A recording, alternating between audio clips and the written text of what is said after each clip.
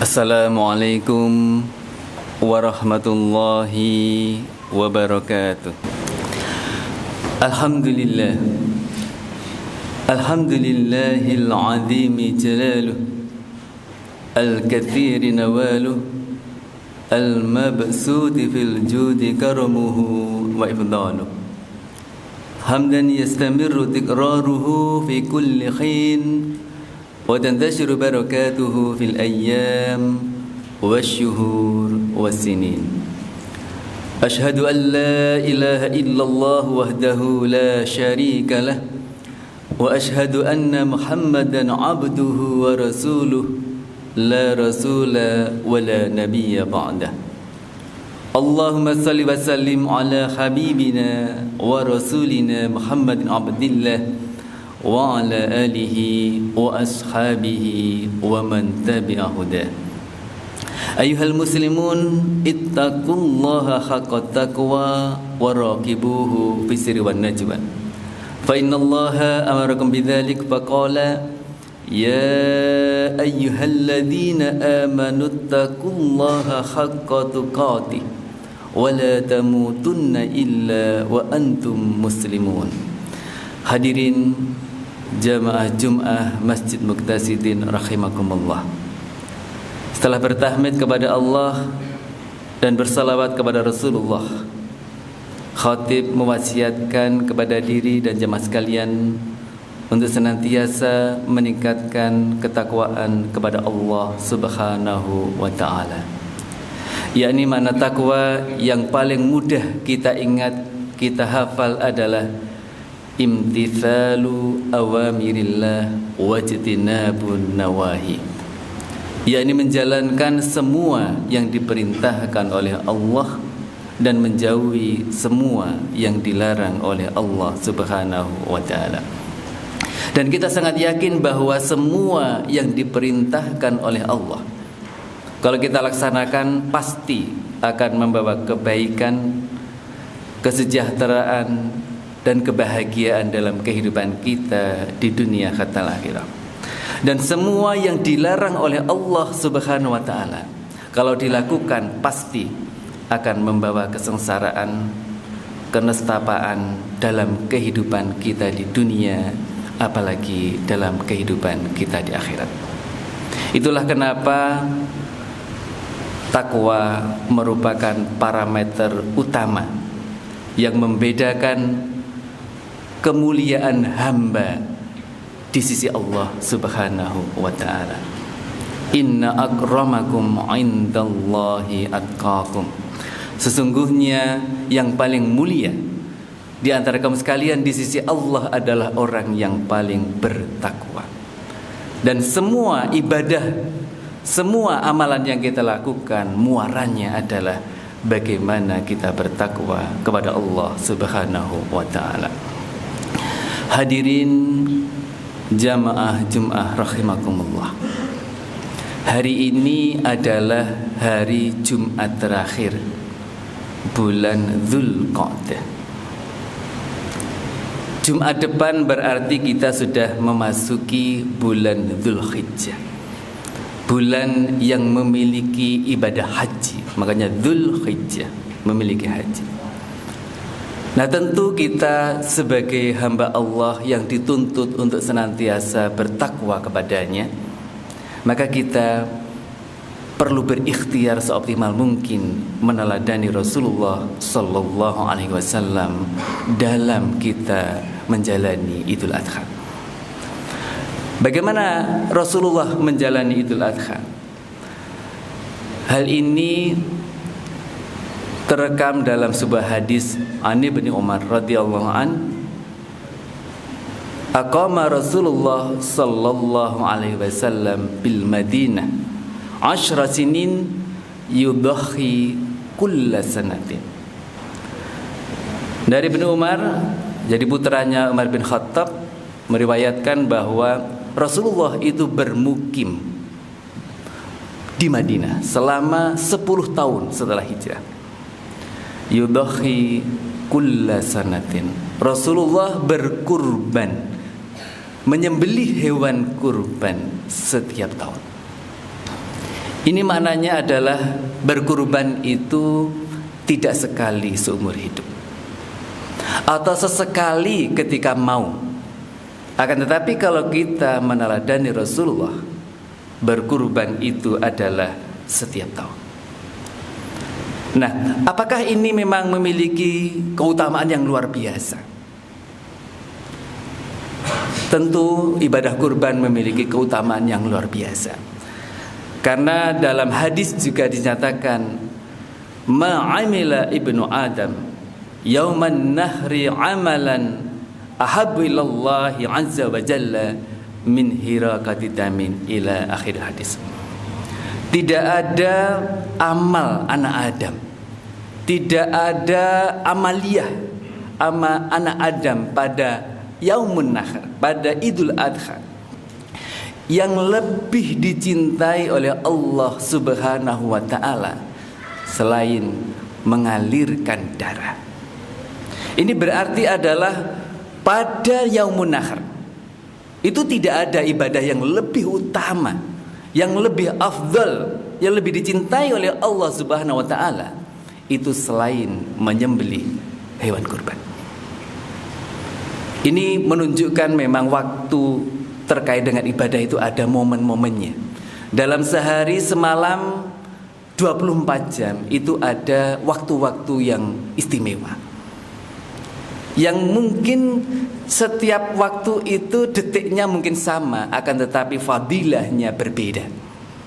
Termasuk pada yaumun nahr, detik itu, waktu itu, ibadah yang utama bukan sholat, bukan bersedekah, bukan berzakat, akan tetapi amalan yang paling utama dan paling dicintai Allah adalah mengalirkan darah, yakni bukan berperang, akan tetapi memerangi hawa nafsu untuk kemudian merelakan sebagian hartanya untuk dijadikan hewan kurban. Hadirin jamaah Jumat rahimakumullah. Lalu pertanyaannya adalah bagaimana hukumnya? Dengan mendasarkan berbagai ayat Al-Quran, termasuk surat Al-Kautsar dan berbagai hadis, jumhurul ulama, mayoritas ulama menyatakan bahwa hukum dari berkurban sunnah muakkadah. Apa yang membedakan sunnah muakkadah dengan sunnah yang lainnya yang dikenal dengan ghairu muakkadah? Secara operasional, yang namanya sunnah muakkadah itu adalah suatu amalan yang senantiasa dilakukan oleh Rasulullah sepanjang hidupnya, dan hampir-hampir Rasulullah itu tidak pernah meninggalkannya. Dan kalaulah meninggalkan sesekali, itu semata-mata agar tidak dianggap sebagai wajib. Sebaliknya yang ghairu muakkadah adalah amalan sunnah yang kadang-kadang Rasulullah melakukan, kadang-kadang Rasulullah menjalankan, tapi pada kesempatan lain Rasulullah tidak menjalankan. Itulah misalnya kalau dalam salat rawatib pun juga ada yang muakkadah. Misalnya qobliyah zuhur, ba'diyah zuhur, itu 2 rakaatnya adalah muakkadah. Tapi ketika orang salat qobliyah zuhur 4 rakaat, 2 diantaranya adalah ghairu muakkadah. Dan ketika setelah zuhur juga salat sunnah 4 rakaat, 2 diantaranya adalah ghairu muakkadah.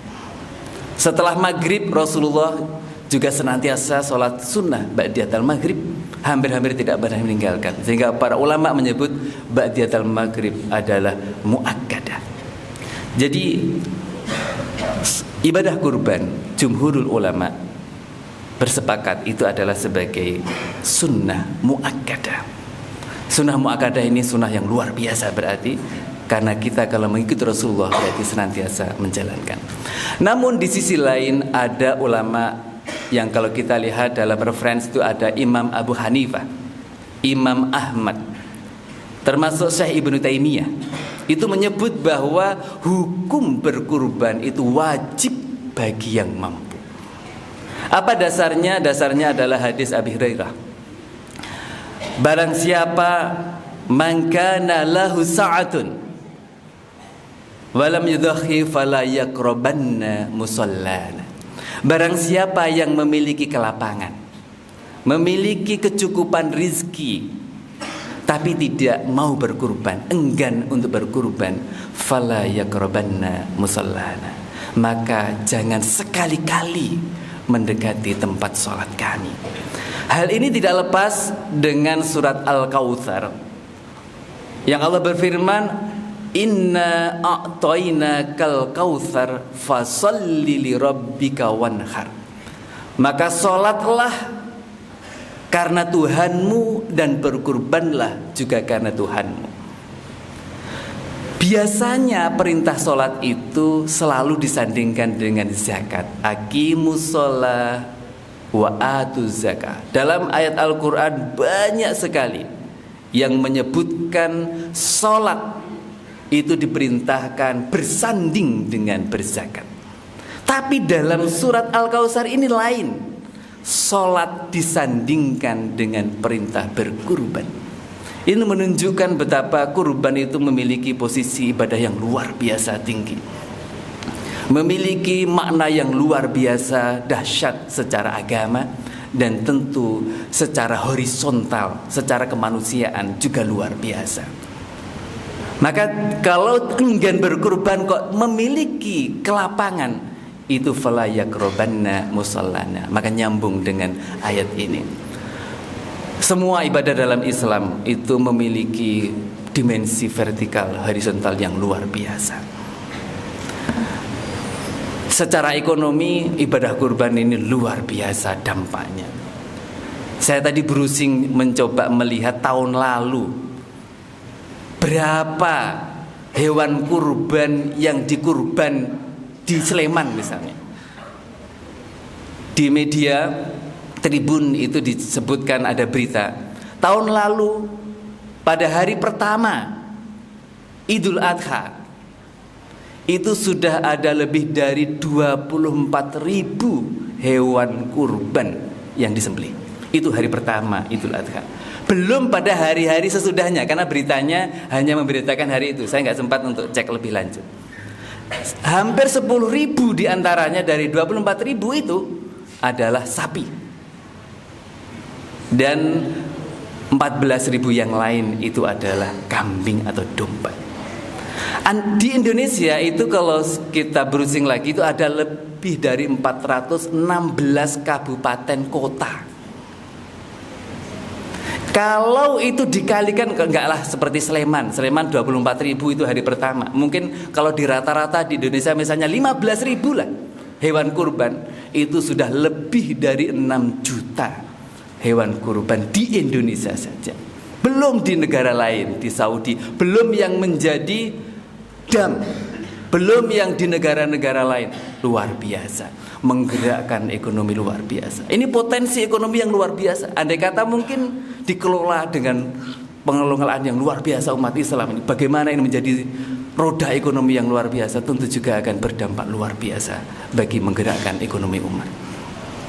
Sehingga kembali kepada hukum tadi, bahwa kalau bagi yang mampu memiliki kemudahan tapi tidak mau berkurban, fala yaqrabanna musallana.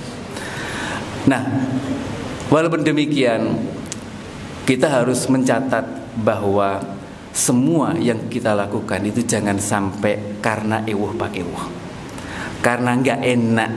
Masa dosen UII atau pegawai UI, keluarga UII kok tidak berkurban? Jangan niatnya mergo ewuh pakewuh, mergo nggak enak. Akan tetapi harus semata-mata lillahi ta'ala, karena Allah berfirman, la yanalallaha luhumuha wala dima'uha walakiyanaluhu taqwa minkum. Bahwa yang sampai kepada Allah itu bukan darahnya, bukan dagingnya, tapi takwa kita, betul-betul lillahi ta'ala kita dalam menjalankan ibadah itu. Dan yang pasti, kalau kita ingin itba kepada Rasulullah tadi, insya Allah mesti bisa. Di tempat saya itu ada seorang janda yang sudah tua, yang beliau itu dalam beberapa tahun terakhir itu istiqomah untuk selalu berkurban. Apa resepnya? Resepnya adalah menabung. Artinya dengan perencanaan keuangan yang baik, itu mesti bisa. Seorang janda yang sudah sepuh saja itu dengan menabung sedikit demi sedikit itu bisa. Apalagi orang yang masih produktif, mesti sangat bisa. Karena mungkin hanya dengan 3,5 juta selama 1 tahun itu bisa terkumpul. Dan ibu ini caranya hanyalah dengan ikut jamaah di kampung, dan di kampung itu ada yang mengkoordinir untuk nabung sedikit demi sedikit setiap pengajian, setiap pekan. Ternyata setiap tahun itu bisa melaksanakan ibadah kurban. Apalagi kita yang masih produktif, kemudian yang memiliki perencanaan keuangan yang baik, tentu sangat mudah untuk menjalankan ibadah ini. Mudah-mudahan kita selalu diberi kemudahan oleh Allah Subhanahu wa taala, senantiasa meningkatkan ketakwaan kepadanya dengan berbagai instrumen ibadah yang telah disediakan oleh Allah untuk kita mendekat kepadanya. Barakallahu li wa lakum fil Qur'anil azim wa nafa'ani wa iyyakum bima fihi minal ayati wa dzikril hakim wa taqabbal minni wa minkum tilawatahu innahu huwas samiul alim.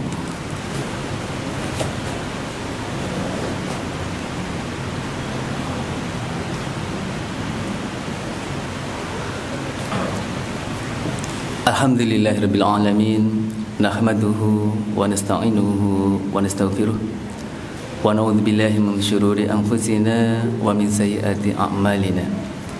May yahdihillahu fala mudilla lahu wa may yudlil fala hadiya lahu. Asyhadu an la ilaha illallah wahdahu la syarika lah wa asyhadu anna Muhammadan abduhu wa rasuluh la rasula wa la nabiyya ba'da. Allahumma salli wa sallim ala habibina wa rasulina Muhammadin Abdillah wa ala alihi wa ashabihi wa man tabi'ahu. Ayuhal muslimun, ittaqullaha fima amar wa antahau amma naha. Qala Allah ta'ala fil Qur'anil Karim, ya ayyuhalladzina amanu ittaqullaha wal tanzur nafsum ma qaddamat lighad wattaqullaha innallaha khabirum bima ta'malun. Allahumma fir lil muslimina wal muslimat wal mu'minina wal mu'minat al ahya'i minhum wal amwat innaka sami'un qaribun mujibud da'wat. Allahumma fir lana dhunubana wa liwalidayna warhamhum kama rabbawna shighara. Allahumma a'inna ala dzikrika wa syukrika wa husna ibadatik. Rabbana sahhil umurana wa hasil maqasidana wa ballighna ilaika ya Allah ya Rahman ya Rahim. Rabbana atina fid dunya hasanah wa fil akhirati hasanah wa qina adzabannar. Subhana rabbika rabbil izzati amma yasifun wa salamun alal mursalin wa akhiru da'wana alhamdulillahi rabbil alamin. Aqimissalam.